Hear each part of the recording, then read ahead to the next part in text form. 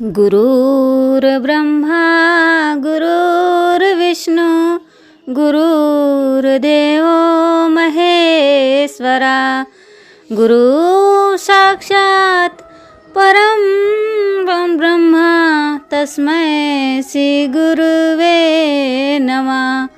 तस्मै श्री गुरुवे नमः।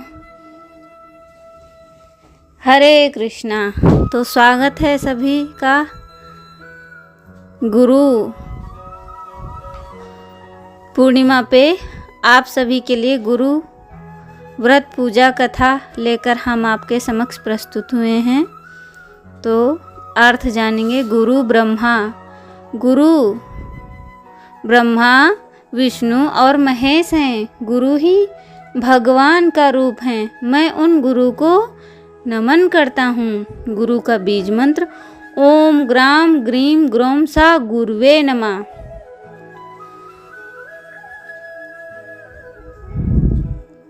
तो चलते हैं, हम जानेंगे कि गुरु पूर्णिमा की तिथि कथा।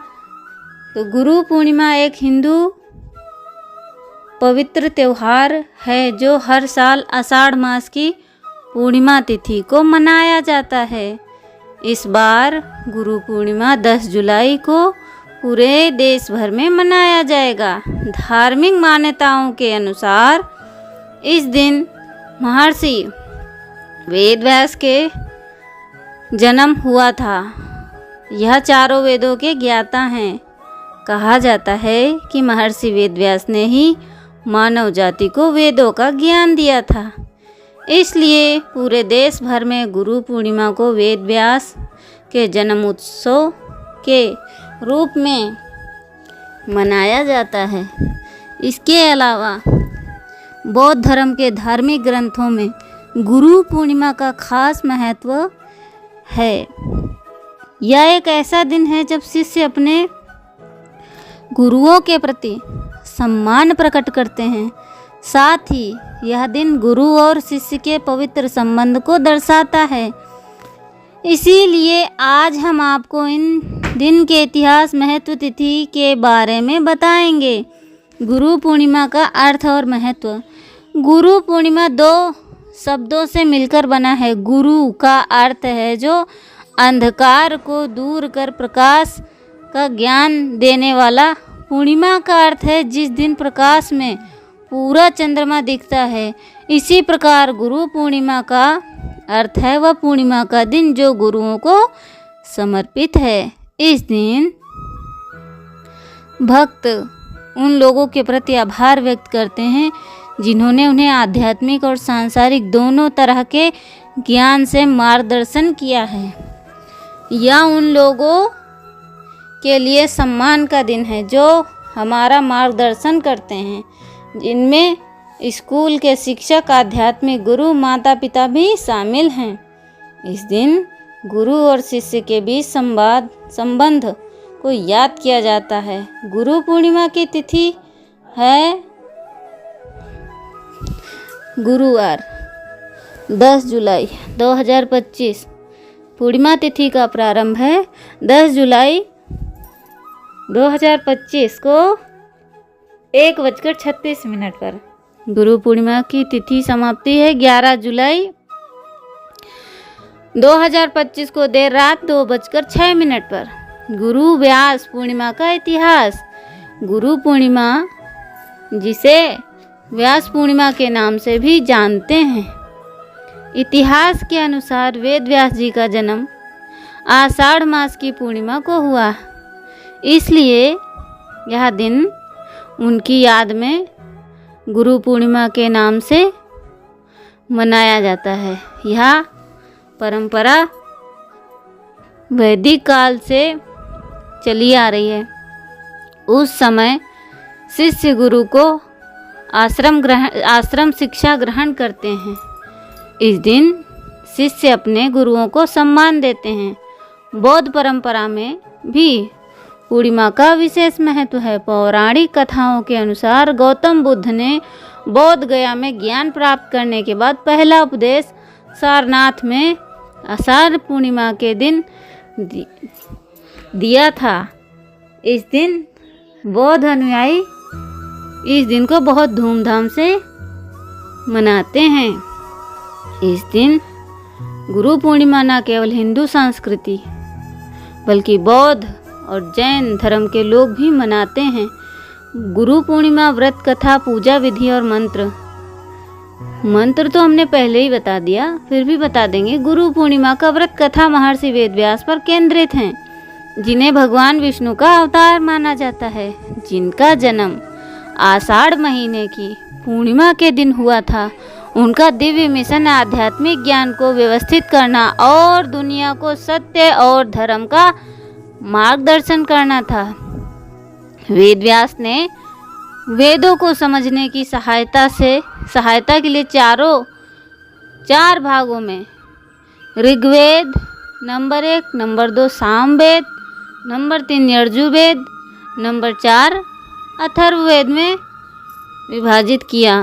उन्होंने महाभारत, 18 पुराण, ब्रह्मसूत्र और सनातन धर्म के अन्य प्रमुख ग्रंथों की रचना की।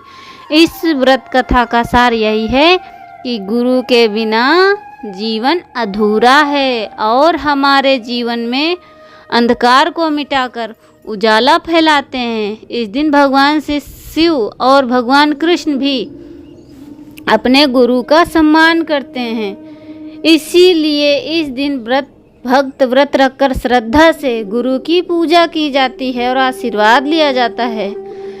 पूजा विधि, इस दिन कई लोग व्रत भी रखते हैं और शाम को पूजा अर्चना के बाद व्रत खोलते हैं। गुरु पूर्णिमा के दौरान व्रत रखने का तरीका इस प्रकार है।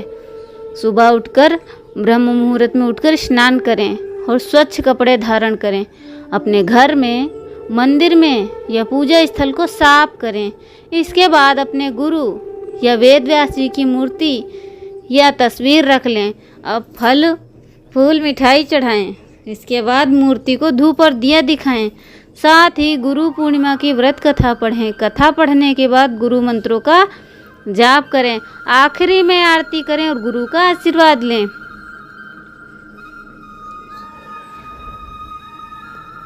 ऐसे माना जाता है कि इस दिन गुरु मंत्र का जाप करने से मन शुद्ध होता है और ईश्वर की कृपा प्राप्त होती है।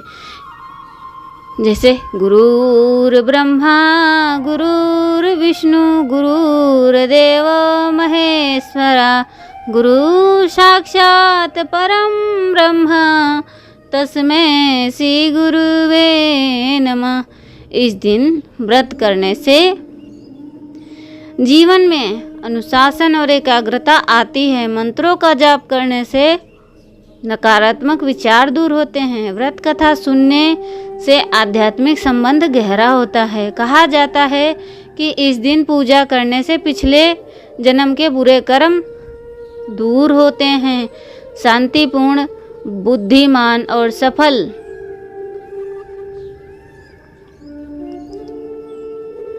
जीवन का आशीर्वाद मिलता है। गुरु पूर्णिमा केवल एक पर्व नहीं है बल्कि हमारे जीवन में ज्ञान, संस्कार और दिशा देने वाले गुरुओं के प्रति आभार व्यक्त करने का शुभ अवसर है। यह दिन हमें इस चीज़ की याद दिलाता है कि गुरु के बिना जीवन अधूरा है। इस पावन अवसर पर हमें अपने गुरुओं के मार्गदर्शन में सम्मान देना चाहिए और उन्हें उनके दिखाए मार्ग पर चलने का संकल्प लेना चाहिए। आइए इस गुरु पूर्णिमा पर हम आपके लिए हर गुरु की श्रद्धा और धन्यवाद अर्पित करते हैं। गुरु गोविंद दो खड़े काके लागो पाए बलिहारी गुरु आपने गोविंद दियो बताए। तो गोविंद भी कह रहे हैं कि अपने गुरु पर बलिहारो, अपने गुरु को अपना जीवन समर्पित करो। पर गुरु भी आपके प्रामाणिक होने चाहिए। प्रामाणिक गुरु के निर्देशन में गुरु परंपरा का पालन करना चाहिए और गुरु को समर्पित होना चाहिए।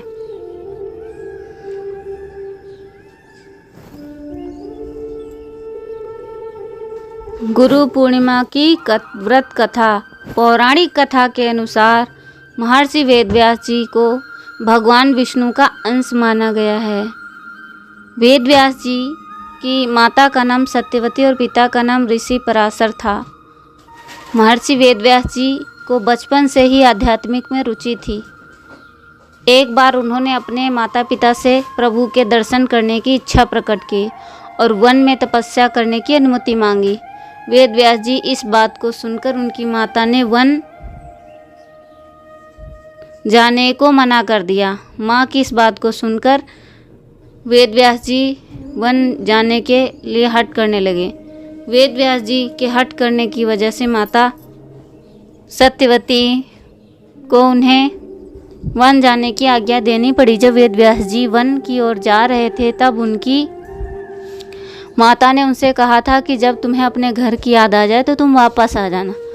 माता के इस वचन को सुनकर व्यासदेव जी वन की तरफ चले गए। वन में जाकर व्यासदेव जी ने कठोर तपस्या करने लगे। भगवान के आशीर्वाद से वेदव्यास जी को संस्कृत भाषा का ज्ञान हो गया। इसके बाद उन्होंने महाभारत के 18 महापुराणों एवं ब्रह्मसूत्र की रचना की। लोगों को वेद का ज्ञान देने की वजह से आज भी इन्हें गुरु पूर्णिमा के दिन प्रथम गुरु के रूप में याद किया जाता है। तो भगवान 10वें अध्याय में कहते हैं कि